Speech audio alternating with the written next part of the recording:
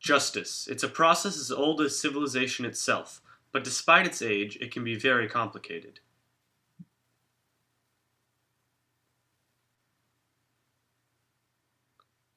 The concept of justice is essentially the same everywhere. Someone does something against the rules they are given, and then are punished for their actions.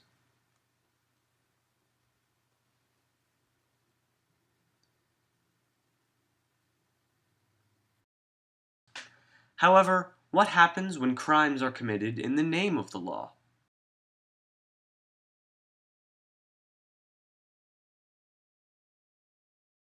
Since these legal crimes are the work of a country's government, they are often meticulously planned to have a devastating effect on their victims. Such violent crimes directed at a civilian population are referred to as crimes against humanity. Due to the magnitude of most war crimes, war criminal trials almost always take place in international court.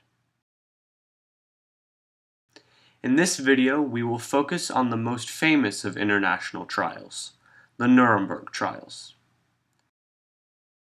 After World War II, at Nuremberg, Germany, 22 members of the Nazi Party were tried for war crimes and crimes against humanity.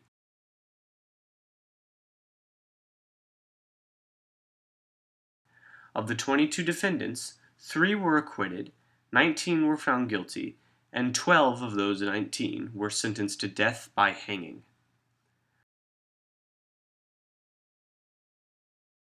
Ready for some math?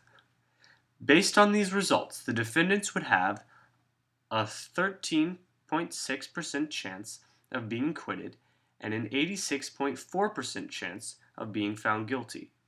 If found guilty, a defendant then had a 63.3% chance of being hanged and a 36.7% chance of getting jail instead.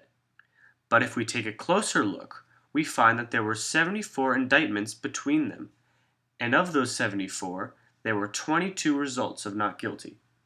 This means that each charge that a defendant was indicted for, they would have about a 29.7% chance of being found not guilty on that charge.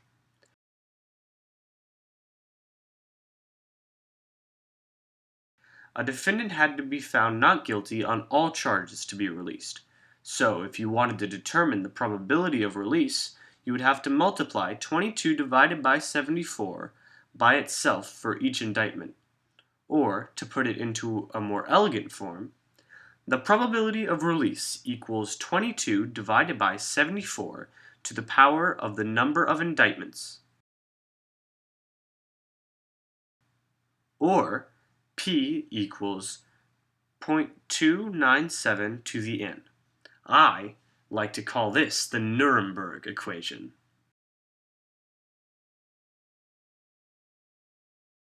And that is how you turn history into math.